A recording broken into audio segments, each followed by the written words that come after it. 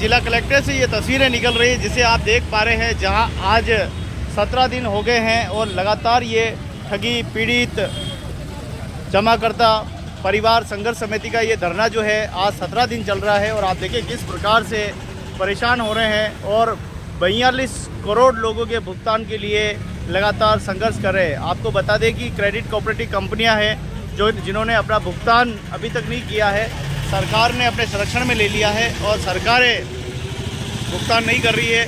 सरकार और गरीबों को और गरीब बनाने का काम कर रही है।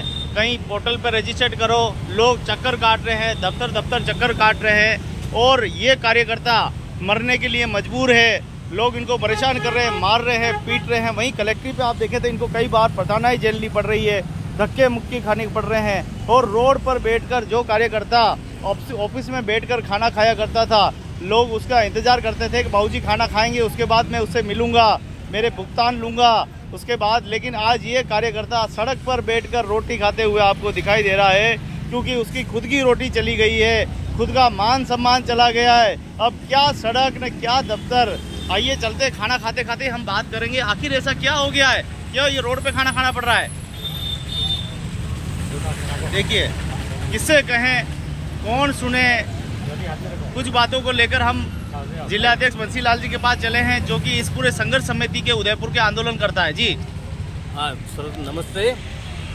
हमारा ठगी पीड़ित जमाकर्ता परिवार देशव्यापी असहयोग आंदोलन शासन प्रशासन के विरुद्ध दिनांक 1 सितंबर 2024 से आज 17 सितंबर 2024 तक आज 17 दिन पूरे होने जा रहे हैं। हम बार बार सरकार को लिख रहे हैं कि हमारा भुगतान है जो ठगी पीड़ित कंपनियों ने और सरकार ने अपनी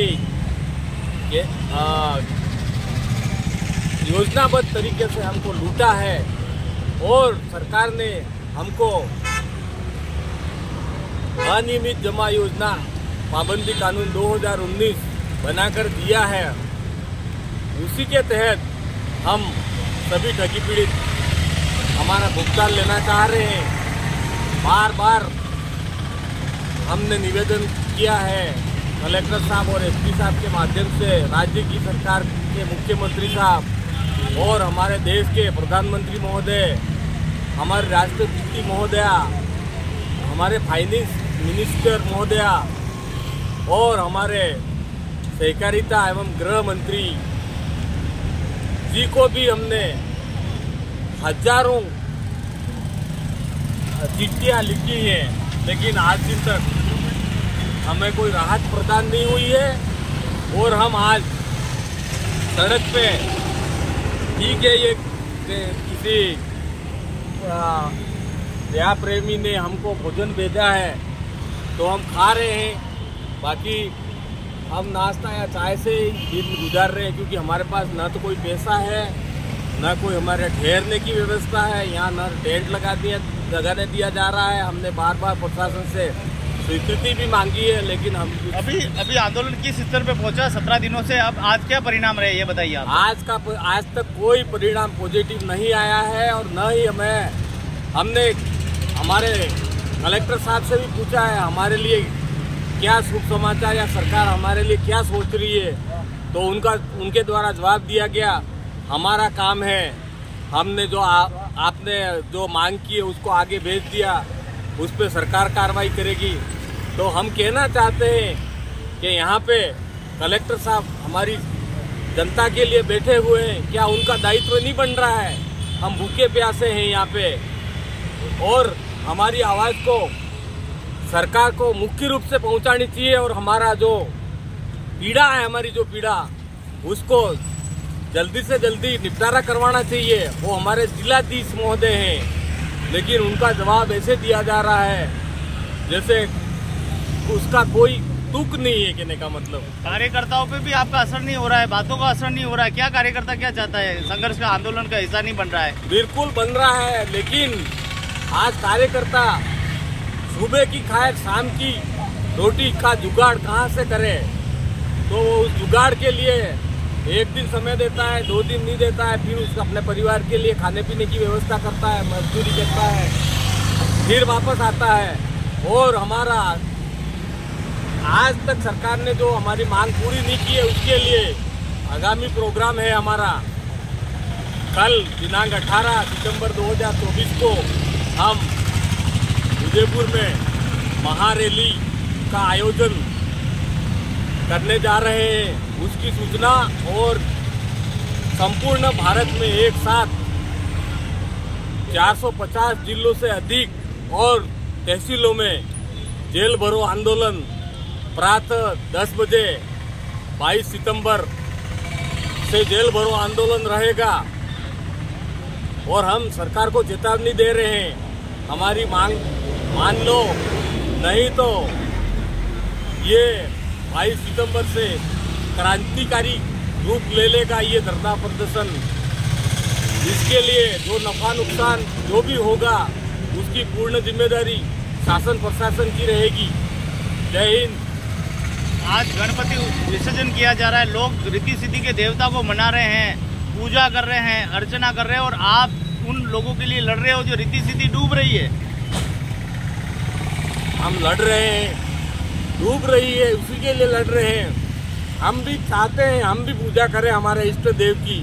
अभी किसकी पूजा कर रहे हो आप? हम पेट पूजा कर रहे हैं अभी, और हमारे इष्ट देव है ये? इष्ट देव कलेक्टर महोदय, एसपी महोदय और हमारी सरकार, जो राजस्थान सरकार और केंद्र सरकार, उनकी पूजा कर रहे हैं, उनके सामने नमन कर रहे हैं, हाथ जोड़ रहे हैं। हम कोई भीख नहीं मांग रहे हैं, हमारा जो पैसा है वो दे दो, लेकिन पूजा उन्हीं की कर रहे हैं। और साथ में पुलिस प्रशासन द्वारा हमें प्रताड़ित किया जा रहा है,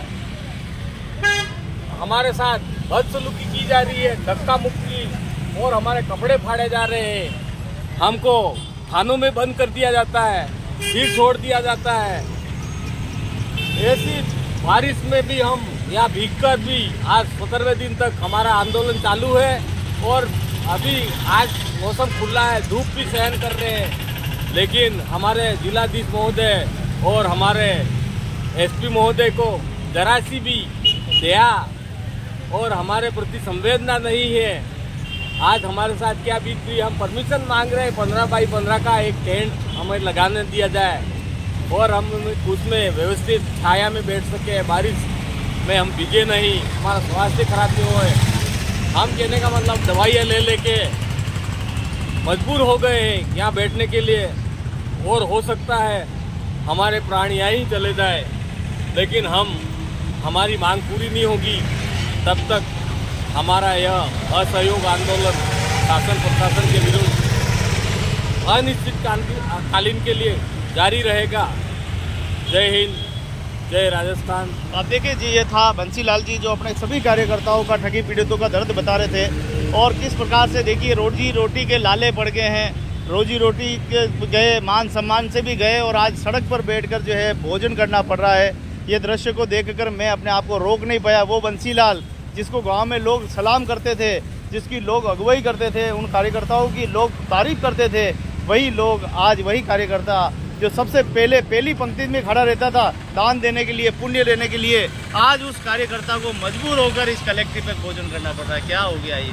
क्या हो गया साहब, हमको तो कहीं जाना भी नहीं पड़ता था। हमें हमारे सम्मानित जमा करता हमको फोन करके बुलाते थे, आओ और हमारे से निवेश, हमारा भी बचत होवे। और मैं जिस कंपनी में सहारा इंडिया में काम करता था, उसके प्रचार प्रसार के लिए हमारे प्रधानमंत्री से लेके विधायक तक और हमारे देश के महान क्रिकेटर, महान अभिनेता, सब लोगों ने सहारा इंडिया को प्रचारित किया।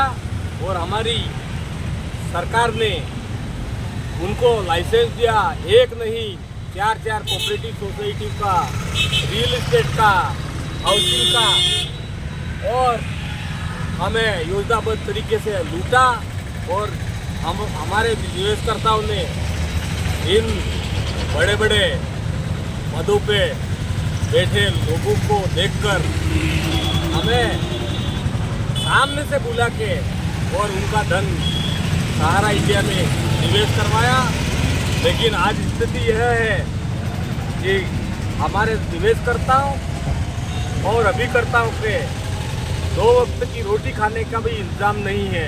पहले डाकू लूटा करते थे, पिंडारी लूटा करते थे, अब ये नए तरह के पिंडारी है क्या? नए तरह के डाकू पिंडारी लुटेरे हैं ये, जो हमारी लोकसभा और विधानसभाओं में बैठे लुटेरे गीत जो हमारी जनता का, पूरे हिंदुस्तान का शोषण कर रहे हैं। और मैं तो आपको कहना चाहूँगा, आपके इस चैनल के माध्यम से, हमारे विधानसभा में बैठे हैं, उनकी स्वयं की क्रेडिट कोऑपरेटिव सोसाइटियाँ संचालित थी, जो उनके मामा भांजा फूफा फूफी के नाम से थी। और हमारे केंद्र में बैठे मिनिस्टर भी इतने ही गुनहगार हैं। उनके 10-12 लोग ऐसे हैं जो आज हमारा शोषण करने के लिए अभी भी बैठे हुए हैं सत्ता में, और हमारी जनता को अभी भी लूट रहे हैं। हमारी संसद ने कानून बना दिया, लेकिन उसको प्रभावी रूप से धरातल स्तर पर इम्प्लीमेंट नहीं होने का कारण ही ये है, जो संसद विधानसभाओं में बैठे गीत चोर डाकू, उन्हीं की वजह से आज हमें रोड पे ला दिया है उन्हीं लोगों ने, जिनसे हमें उम्मीद थी। हमने सरकार बनाई, वोट दिए भारत की जनता ने कि हमारे भारत की जनता का भला करेंगे, लेकिन ये लोग अपनी और कुछ चंद लोगों की भलाई कर रहे हैं। और आज भारत के युवा, नौजवान, आम किसान, गरीब, शोषित सभी सड़कों पे हैं, भूखे नंगे प्यासे हैं। इससे ज़्यादा दर्द क्या बयां करूं, इनको जरासी भी दया नहीं है।